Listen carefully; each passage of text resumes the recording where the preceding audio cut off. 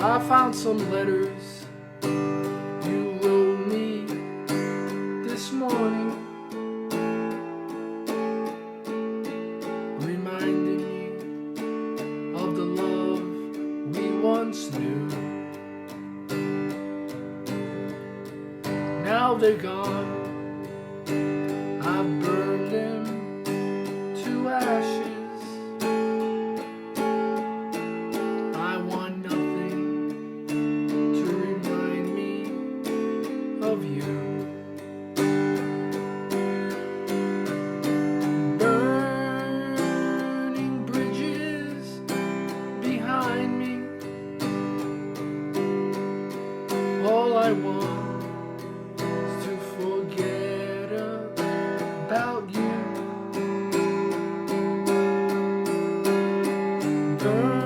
Burning bridges behind me.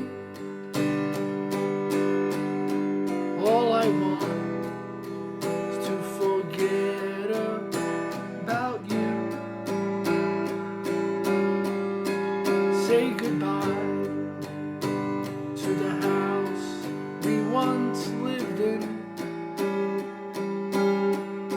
Say so long to the friends that we knew. Then we moved to a far away city, trying hard to forget about you.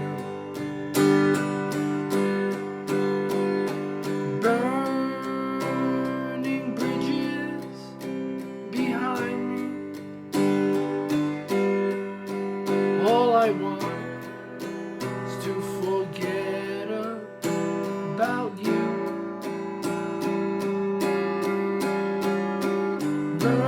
Burning bridges behind me. All I want is to forget that I ever met you.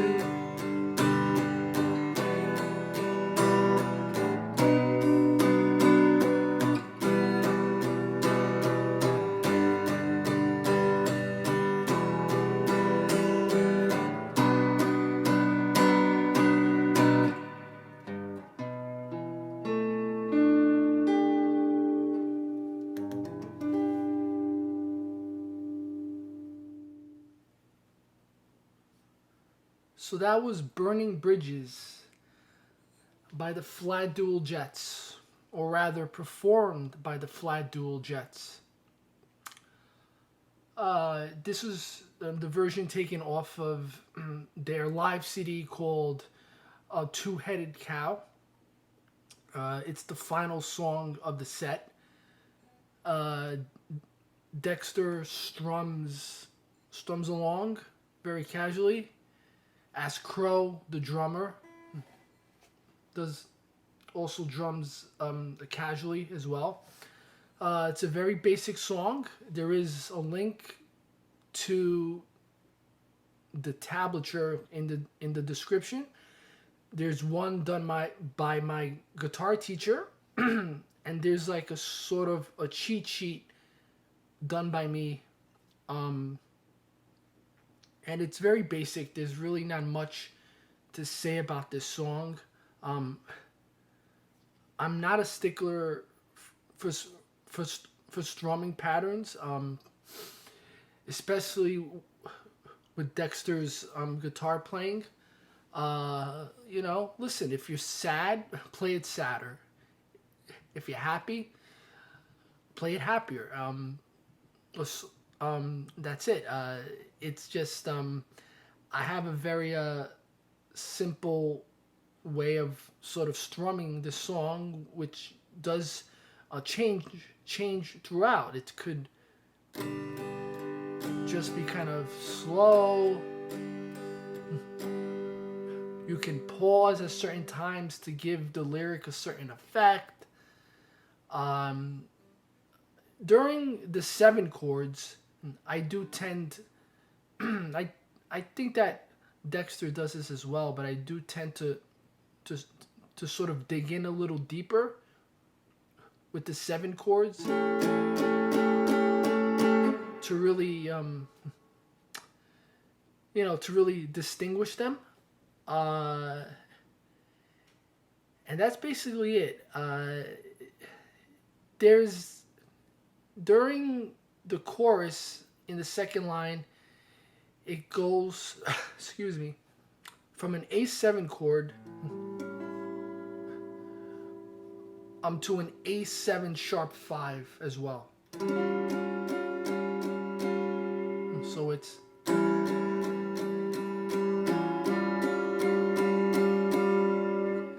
Dexter does that a lot where he gets a chord and there's some movement in that chord, so he won't just play on the A7 chord.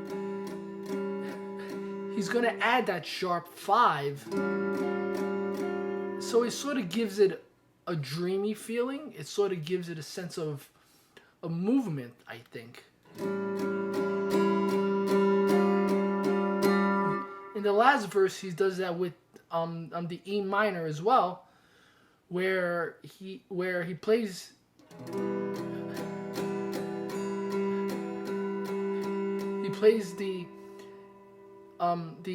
E minor chord, but then he adds the E minor add 9.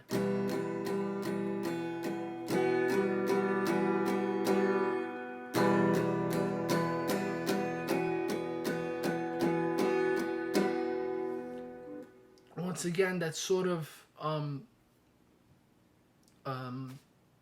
it's showing movement, okay, within the chord rather than just strumming just one chord. He'll just add another note to give it some movement. The last line of the song, my guitar teacher and I both agreed that something doesn't sound right.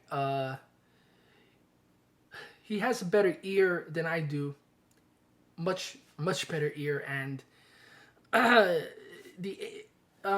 A up to the A7 on that final line really doesn't sound right. But that's what we hear.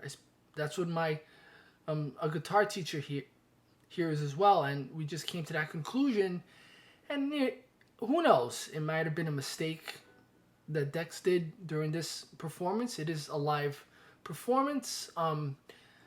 I was told by my guitar teacher that you can substitute the A7 chord for a D or a D7, and it may sound a little better because it's those chords are more diatonic to the scale. In this case, this is in the key of G, but that's up to you. I mean, I don't even know if you would even notice, if someone would notice if you're playing it really. And that's it. And in the outro, just strum down. That's when I really hear him really strumming down.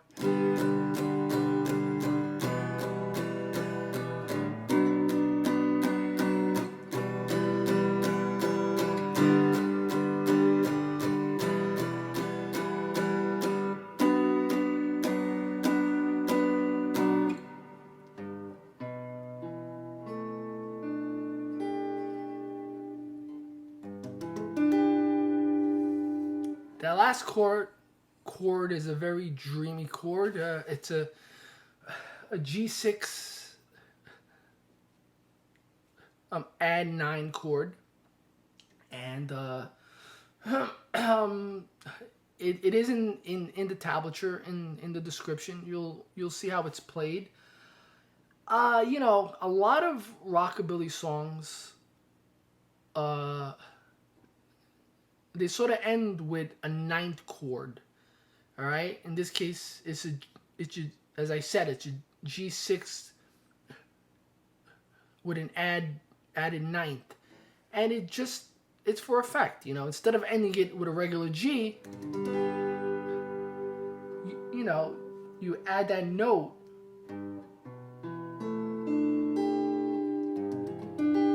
and it gives the song a very dreamy feel. Okay, so check out the tabs.